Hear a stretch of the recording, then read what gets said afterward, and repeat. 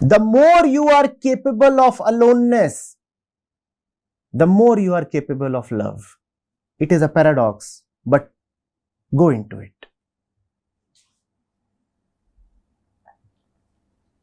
Meet as you meet a lover. Don't take the other for granted. Don't expect that the other would answer the doorbell. Don't expect that the other would always be available when you knock. Instead, meet as lovers do. Date each other. Then there is a freshness. Relationships get spoiled when people cling to each other.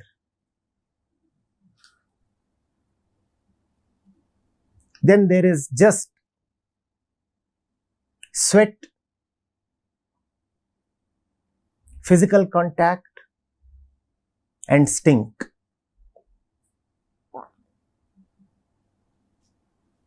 Then all that you want is a little separation, a little distance.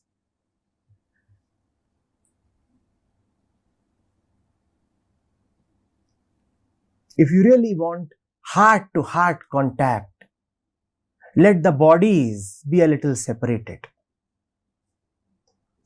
And by that I do not mean sexual abstinence.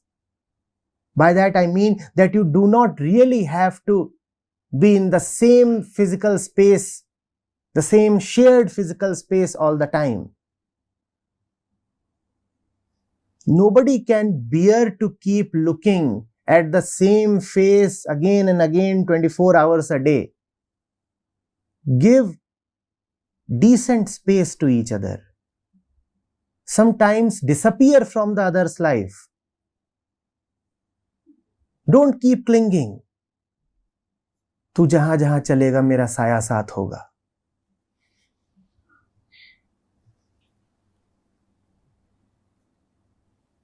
To the extent that we have a double commode.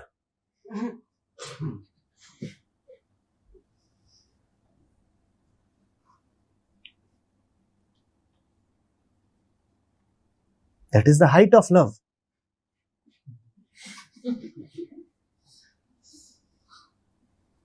How can I leave my poor spouse unattended?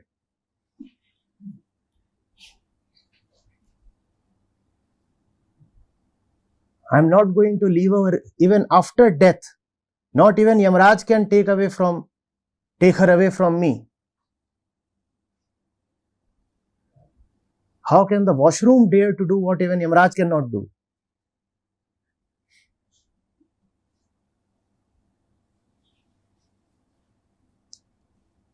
Even the idea stinks, does it not?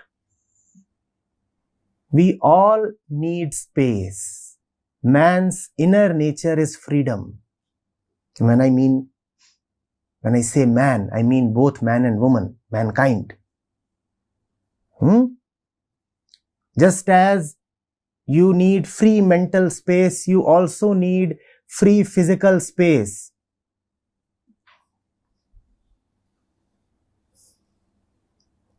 In fact, I find the idea of a shared bed quite vulgar.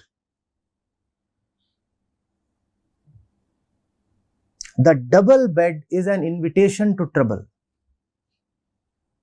The double bed makes it mandatory that you will necessarily sleep next to the designated person. Now, this can never be a mandate. There must only be single beds and preferably in separate rooms. When you want to meet, then only you should meet. As lovers do.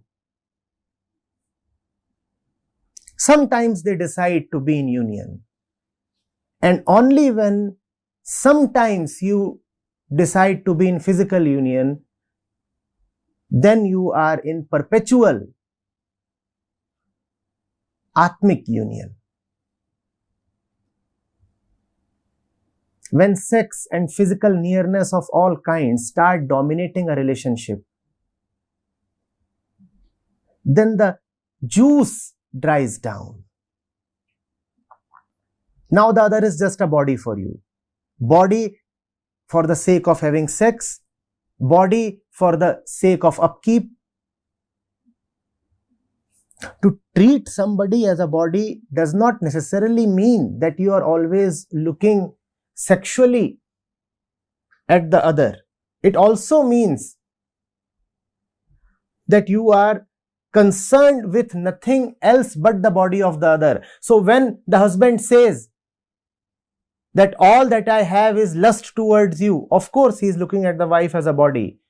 But equally, when the wife is bothered only about the physical health of the husband, she too is just looking at the husband as a body. Have you not seen mothers? All that they are bothered about is the health of the child. You ask them, is the child growing in wisdom? They would not know. All that they know is whether the child has had his meals, is dressed properly, has been taking regular baths. They would know the weight of the child. They would never know the soul of the child. Same with the husband. Internally, the husband is being strangulated, but externally, you want to keep him healthy and shining. You very well know that he must have all the vitamins and proteins in breakfast, but you do not know what is the nourishment that the mind needs. That too is just the treatment of the other as merely a body.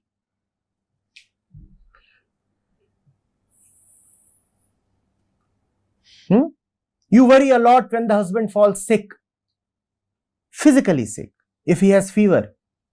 But you do not worry when you see that the husband has no inclination towards spirituality.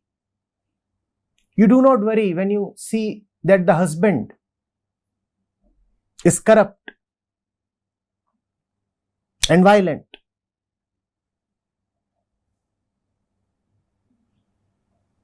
Just mechanical.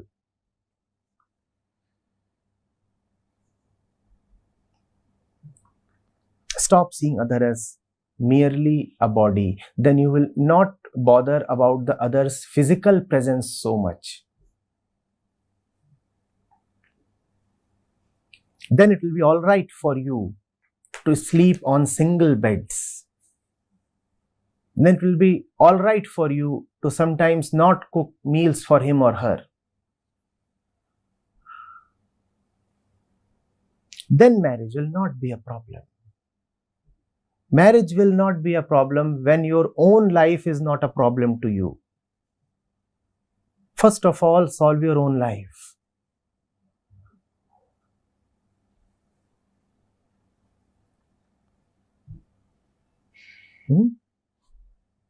Children pick up from what they see. You are so bothered about the kids, and the kids are only getting afflicted by your botherations. Take care of yourself and you have taken care of the kids.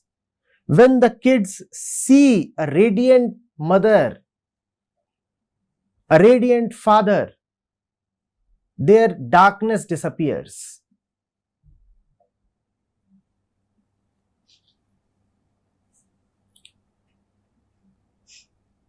Be first of all concerned about discovering your own radiance.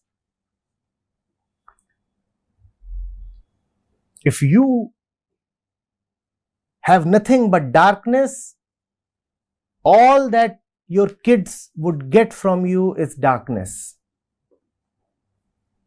But strange is our situation. Preserving our darkness, we want to bring light to our kids. That is an impossibility. That is never going to happen.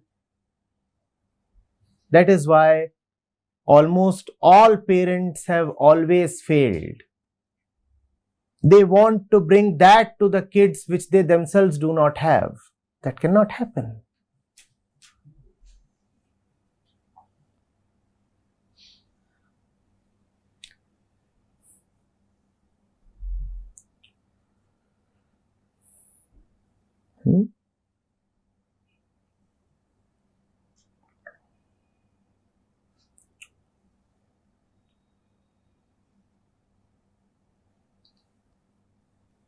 To not to look at that woman just as your wife, to not to look at that man just as your husband.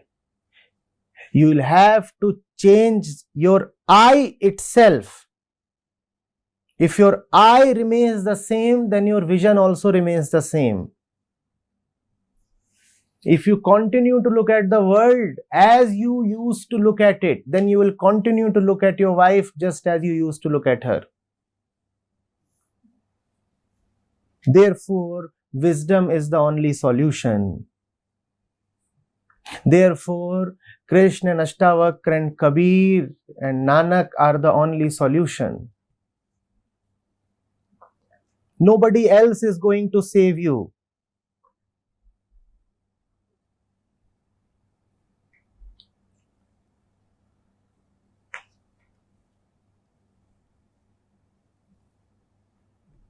Be married to God and then let God save your marriage.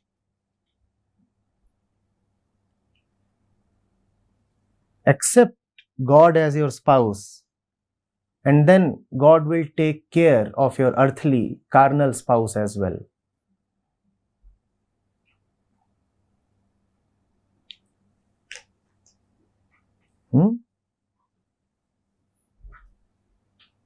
Remember your first husband.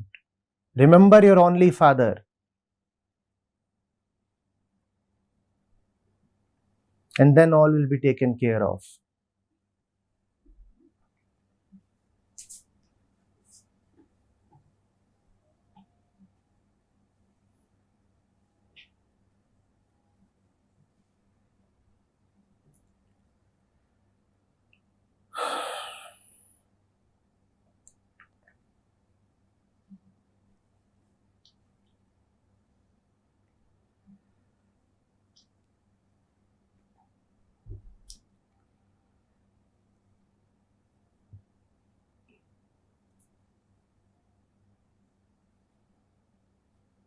Go for a vacation alone.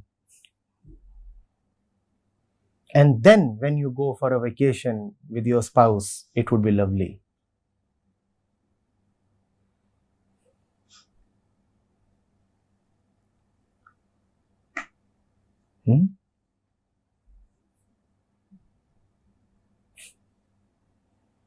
Cook for your husband, but not as a duty, not as an obligation. Sometimes refuse to cook. Oh, that you anyway do, but sometimes in love refuse to cook.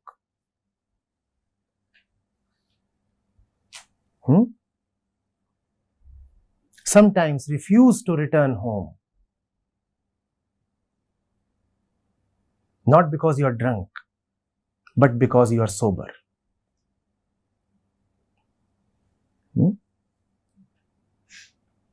In your sanity, refuse to return home sometimes.